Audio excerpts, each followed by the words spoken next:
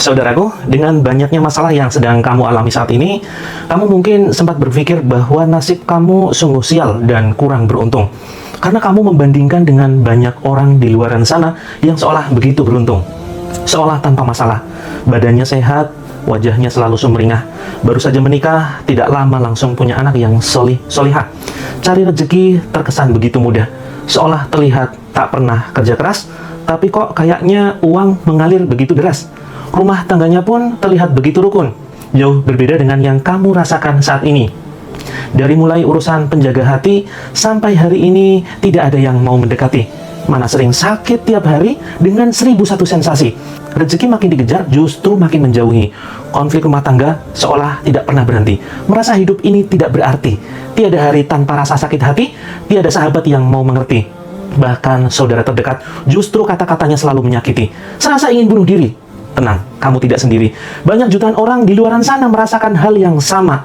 Lalu sebenarnya kamu orang yang sial atau beruntung sih? Nah, sebelum kamu menyimpulkan kamu adalah orang yang bernasib sial, kamu perlu simak kisah berikut ini. Mari kita simak kisahnya.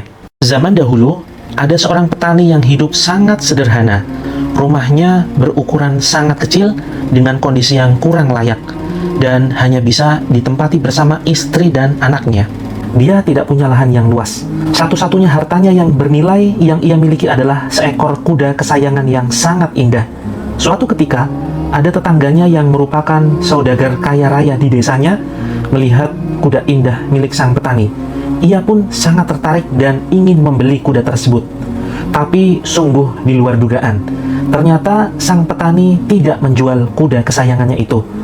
Keesokan harinya, betapa kagetnya sang petani ketika ia membuka kandang kudanya. Ternyata ia tidak menemukan kuda kesayangannya. Iya, kuda sang petani hilang entah kemana. Berita hilangnya kuda milik sang petani sampai di telinga tetangganya yang kaya raya. Mendengar berita itu, ia tertawa puas sambil berkata kepada sang petani, "Kamu itu sungguh sial banget ya. Padahal kemarin aku sudah menawarkan loh untuk membeli kudamu dengan harga yang sangat tinggi. Tapi kamu malah menolaknya. Andai saja kemarin kamu jual kuda kesayanganmu kepadaku, hari ini pasti kamu sudah bisa menikmati uangku. Lihat sekarang, kamu pasti menyesalkan kudamu sudah hilang." Petani itu pun hanya membalas dengan senyuman sambil berkata, "Alhamdulillah." Hari demi hari terus berganti.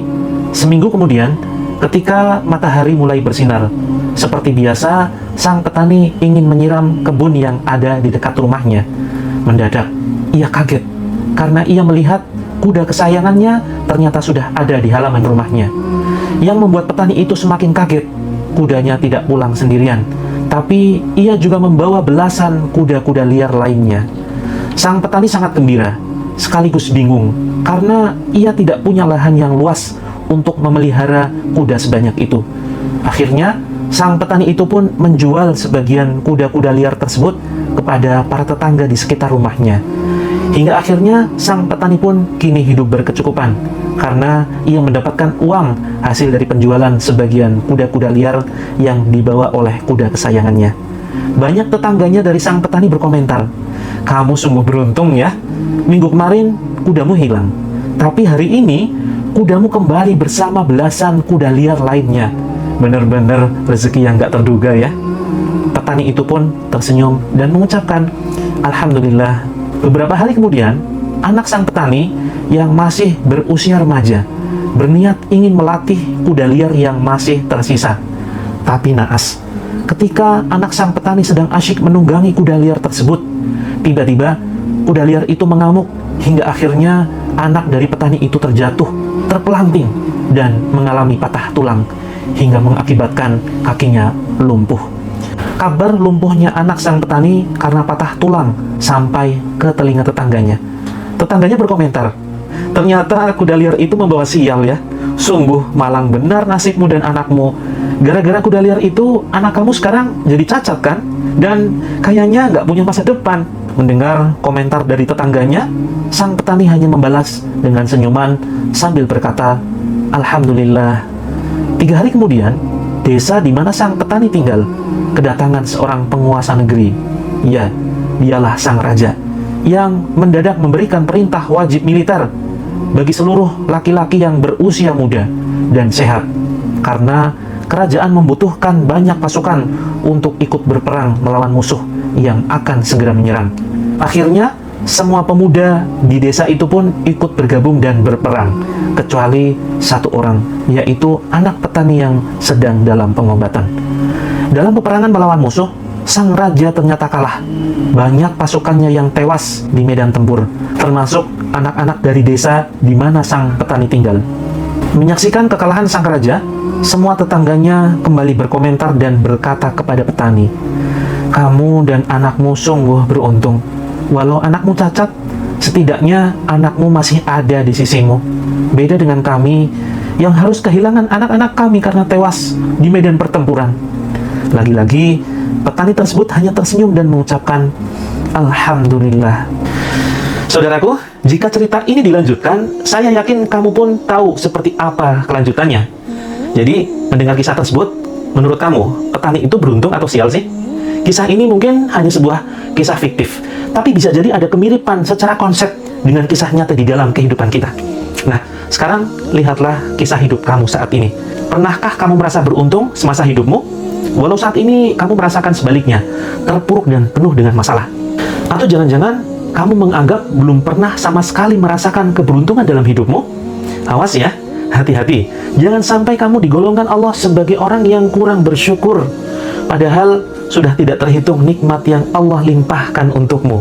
Tapi kamu sendiri malah tidak menyadari nikmat tersebut, karena terlalu fokus dengan masalah dan kesedihan. Jika saat ini kamu dalam fase mendapatkan ujian begitu berat, tenang, jangan berkecil hati dan putus asa. Dunia belum berakhir.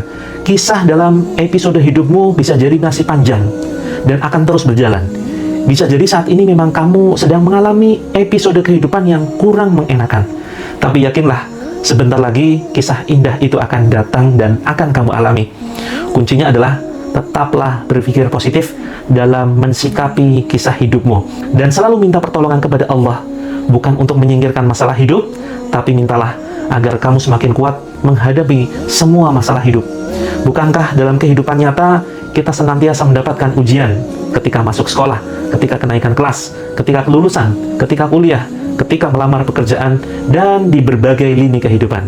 Kita akan senantiasa mendapatkan ujian dan pada akhirnya kita bisa mendapatkan kelulusan. Maka sama dengan kehidupan ini, tentu akan penuh dengan ujian yang kurang mengenakan. Jika kita bisa melaluinya, insya Allah, Allah akan menaikkan derajat kita. Jika saat ini Allah buka tabir rahasia kisah hidupmu di masa depan, saya yakin kamu akan tersenyum dan kamu baru menyadari bahwa kamu adalah orang yang sangat beruntung, dan saat itulah kamu akan mengucapkan Alhamdulillah. Mudah-mudahan bermanfaat. Kurang lebihnya mohon maaf. Assalamualaikum warahmatullahi wabarakatuh.